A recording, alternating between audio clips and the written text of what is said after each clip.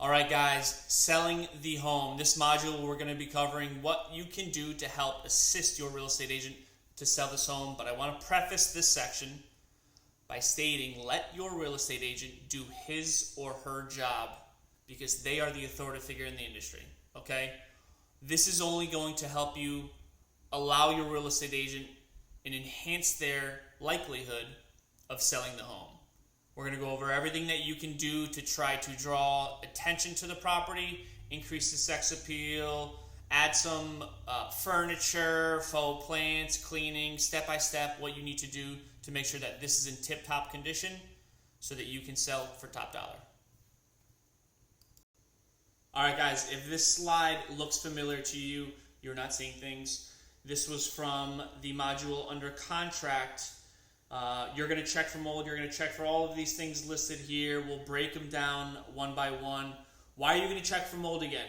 Over time, when you're holding a property, you're doing rehab, you're opening up the roof, you're doing new siding, it's going to rain, it's going to snow. You want to check for mold because mold accumulates over time. And if a buyer comes in, does an inspection, and finds out there's mold, that could be a red flag for a lot of buyers, and they may back out. And if they do back out and it's marked under contract and you go back to the market, that's going to be a telltale sign that something was up in the property, and it will decrease your leverage and increase the buyer's leverage that's coming in. Thus, it will implicate the resale value and ceiling that you can get on the resale value. So make sure that you do this. It's tedious. It's a minor thing to do, but you want to protect the investment at all costs and protect your investors within that investment as well. Okay? Walk the basement, search for termite infestation and or damage. You did it once, you might as well do it again. 4 eyes are better than 2 eyes. It's important because this too can be a red flag for buyers. Double check it, okay? Ensure all permits are closed. This can be a headache if you get it under contract and title request comes back that there's open permits. What you want to do is make sure the permits that were opened are all closed, and you get documentation from the contractor that the permits are closed, and so you can issue a CO, which is just a certificate of occupancy. When buyers come in, they're going to ask, hey, were permits pulled? Depending on the real estate agent, depending on kind of the resale value, from what we see, if the higher resale value, they're going to want to make sure permits are pulled. We advise to do so. But you want to have a list of permits that were pulled, opened, and closed verification with a document and stamp of approval from the building inspector. This will make you look like you know what you're doing. It will instill confidence in the buyer and will push them to move forward with the transaction even more so because they feel as though they're in trustworthy hands from an investor and contractor standpoint, okay?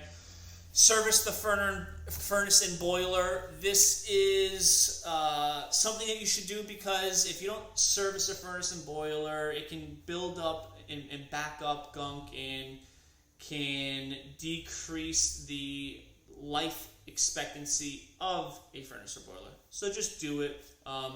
Very easy to do. Your general contractor probably has people that can do it. Add gutter extensions on all of the downspouts. An inspector's going to request this regardless if you do it or not. You can choose not to do it. If there's water intrusion in the basement, I highly suggest you do it. It's very cheap to get at Home Depot and very easy to put on. You can put it on. You don't have to pay a general contractor to do that. Very easy step in the process. Look for any asbestos and or vermiculite within the home. As contractors are opening up walls, as they're going in the attic and replacing the roof, they may have pulled plywood up, and there might be some vermiculite. If there is, make sure you remove it. Pay your general contractor to remove it. It will come up in an inspection report and can scare buyers away. So make sure that you do that. You can either remove it and or encapsulate it because as long as it's not up in the air, there's no harm, no foul. But regardless, it's the perception that vermiculite and asbestos can bring to buyers, which can scare them away. Okay? Do this every property you buy. Whenever you list it, go through this checklist. You'll thank me later. All right, I want everybody to think about their first date with their significant other, whether it's boyfriend, girlfriend, husband, wife. The first date, how did you feel? How did you dress? How did you look?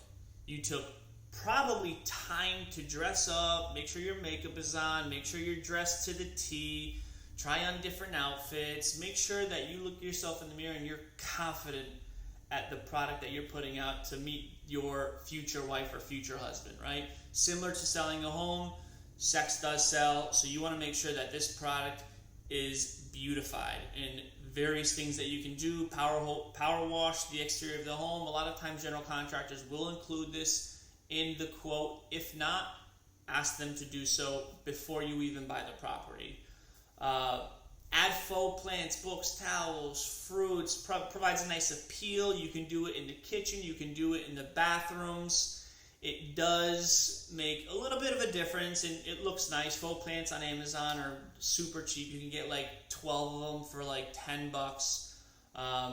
It's a nice, cool feature and very easy to do. You can do it yourself. Make sure you hire a cleaning crew to mop the floors, dust the entire home, including the walls, including the windows. You're going to pay a little bit more for post-construction cleanup, but it's worth it, right? When you communicate to the cleaning crew, make sure they bring straight edge razors, because what happens is contractors, when they're painting the trim of a window, they might get some paint on the window. It's very easy to remove as long as you have the right tools at your disposal to do so. And you get a little straight edge razor, does the job very, very efficiently. Doesn't take too much time to do so either. Okay. We already covered that. Staging could be an option depending on the asset. We just staged a property, it was a higher resale value. We had trouble selling it, not staged. So we switched agents, we staged it, and it's under contract. So it does work. It is costly.